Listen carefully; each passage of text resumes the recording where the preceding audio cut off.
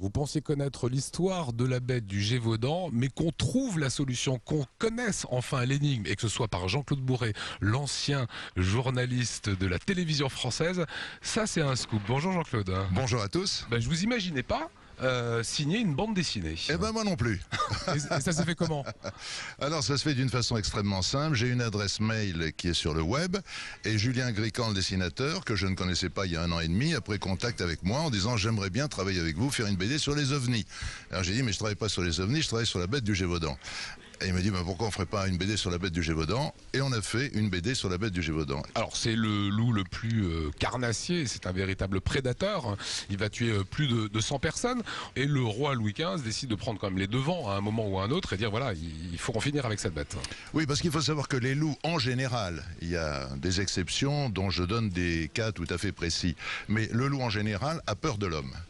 Et l'homme, à l'époque, connaît très bien le loup. On en tuait une centaine, rien que dans le Gévaudan, tous les hivers. Et il y avait des dizaines de milliers de loups qui étaient sur le territoire français. Il y avait des chasseurs de loups.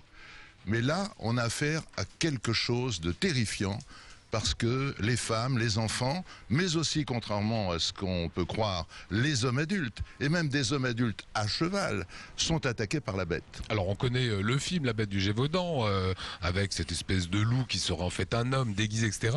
Vous, c'est pas du tout cette théorie-là. Pire, vous avez la réponse. Comment vous avez fait? Écoutez, d'abord, je suis journaliste professionnel, donc mon métier, c'est de faire les enquêtes. Donc je suis allé aux sources. Et j'ai lu, ça fait 27 ans que je travaille là-dessus, j'ai lu au moins une centaine de livres sur la bête du Gévaudan. Et j'ai lu toutes les théories. Le seigneur pédophile, le chien de combat dressé avec une cuirasse, la hyène échappée d'un cirque, le lion échappé d'un cirque, une bête déposée par une soucoupe volante. Oui, oui, il y a quelqu'un qui a écrit un livre là-dessus. Non, oui, là j'ai retrouvé quand même Jean-Claude Bourret dedans, parce que vous parlez de soucoupe volante dans le Gévaudan. Donc voilà, c'est bien vous, je confirme. Oui, non, mais c'est bien moi, mais c'est pas moi qui ai eu cette idée folle, quoi. Donc toutes ces théories ont existé. Toutes ces théories existent toujours, puisqu'il suffit d'aller dans les librairies, on trouve encore ces livres en vente.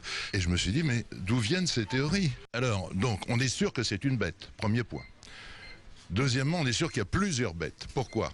Parce que le roi Louis XV, alerté par le nombre de meurtres qui sont réalisés par cette bête, envoie d'abord un premier chasseur de loups, parce qu'à l'époque, il y avait des chasseurs de loups, et c'était un noble, c'était pas un vague paysan de la campagne. Et il va tuer le loup au mois de septembre 1765. Donc le roi entérine ça, tout le monde pense que c'est fini. On empaille le loup, on le présente au roi Louis XV en octobre 1765. C'est un énorme loup de 65 kilos.